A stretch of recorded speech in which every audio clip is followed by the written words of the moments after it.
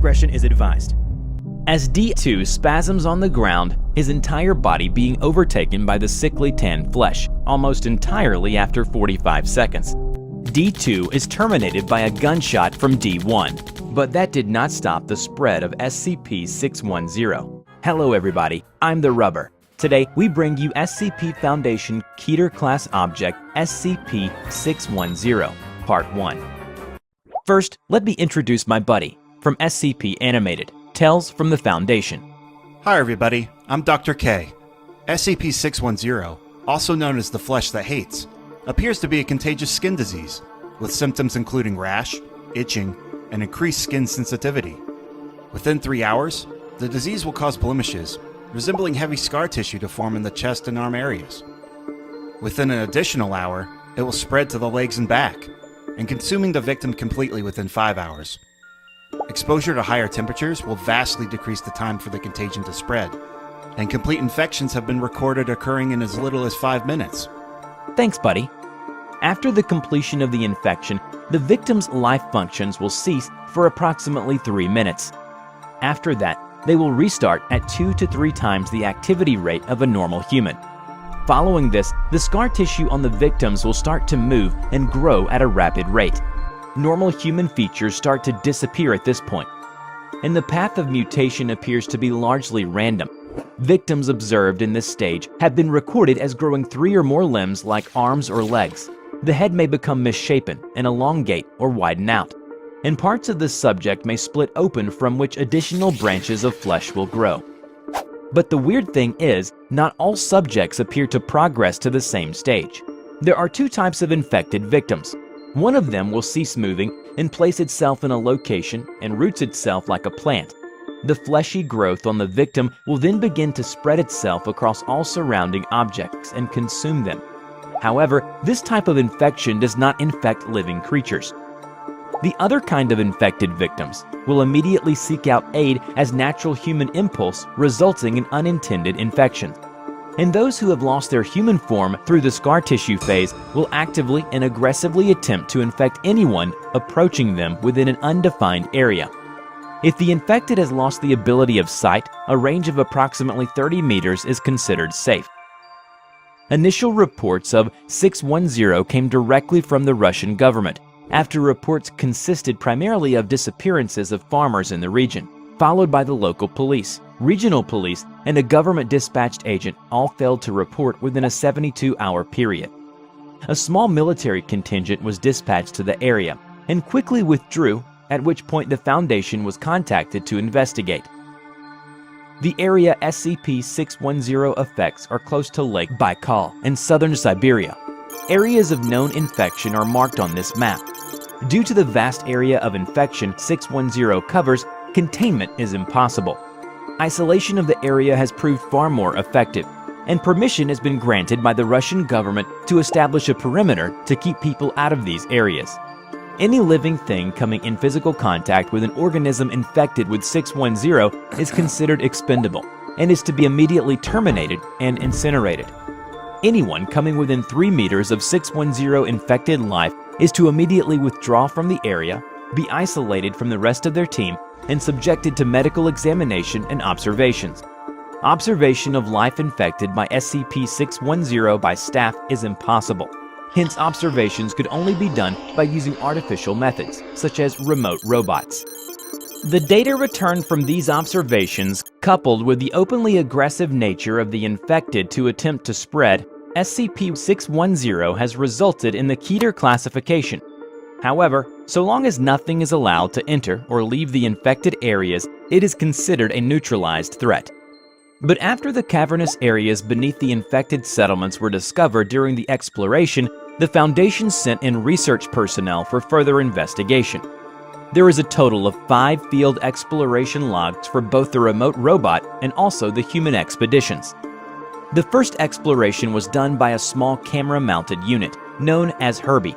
Herbie was dispatched at a safe distance and directed toward a part of an infected small village, hereafter referred to as Site A.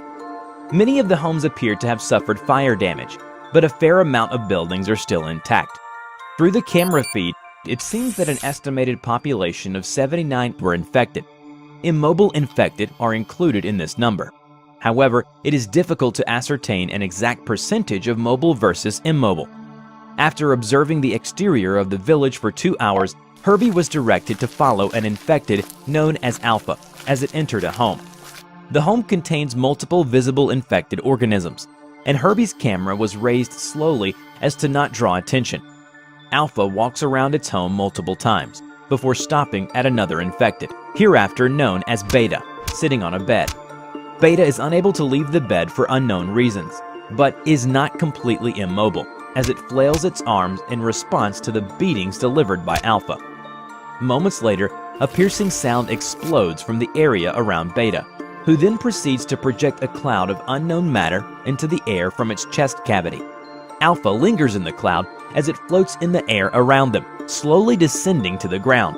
The unknown life form on the table aside Beta begins to twitch in an apparent seizure, and Alpha then laps the room twice more, stopping at each infected organism, but now ignoring Beta. Then Alpha seats itself at the table, reaches out for 3 plates and set it on the table.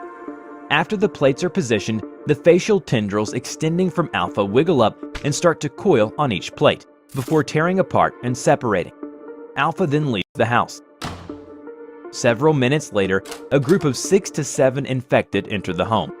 These infected all surround the table, and each takes turn consuming the flesh substance left behind by Alpha, pressing it into whatever orifices on their bodies, some under their arms, some into mouths, some into the chest, some behind their backs.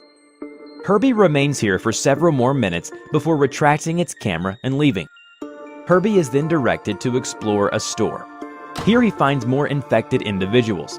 A Russian soldier who doesn't seem to be moving, but his eyes are in constant movement, often focusing on Herbie.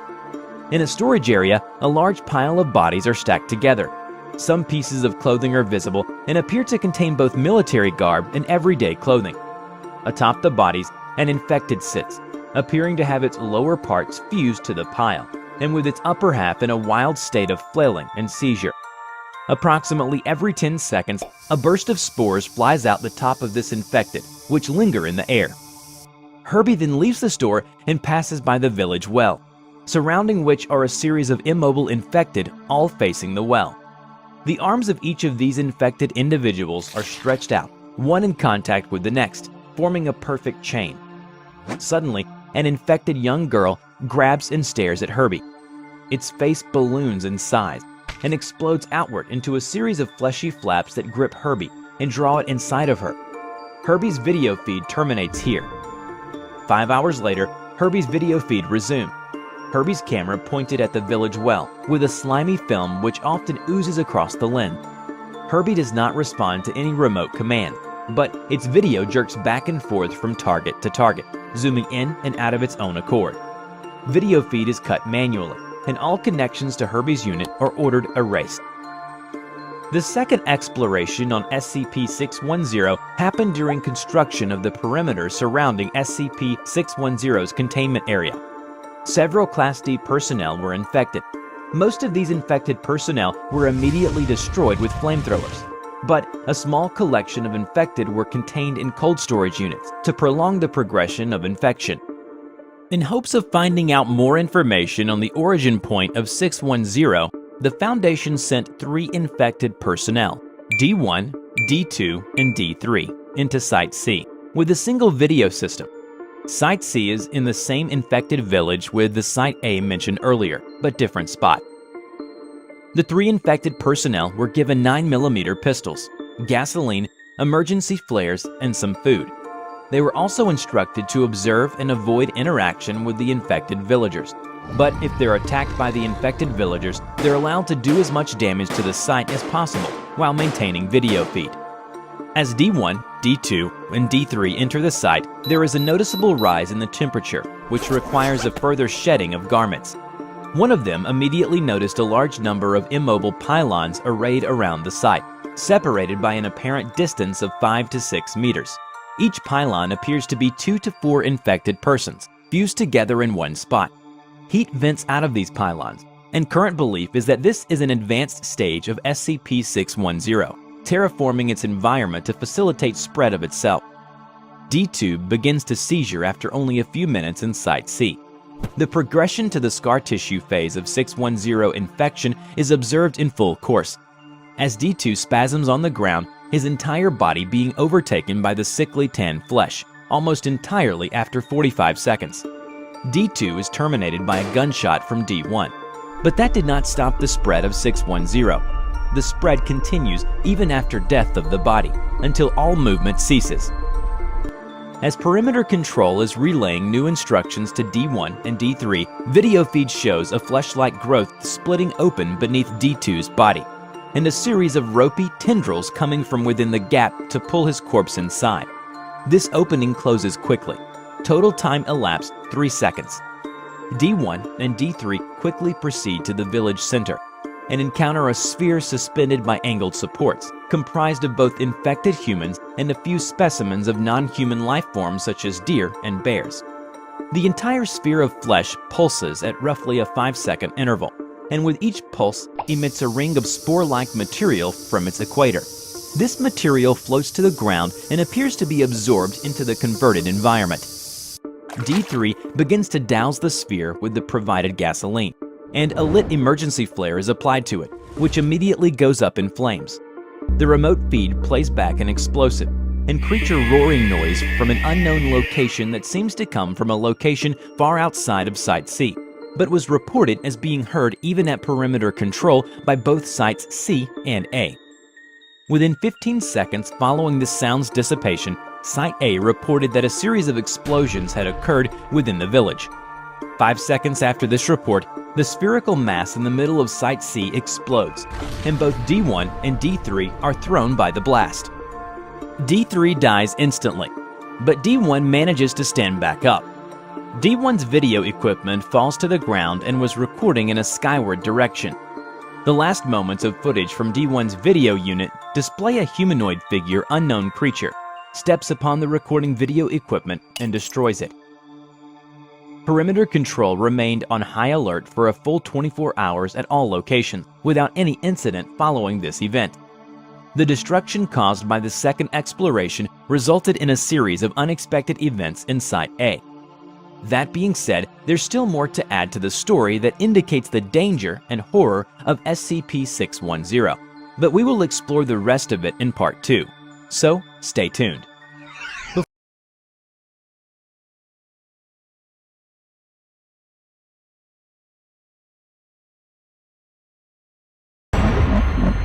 Everybody wants to rule the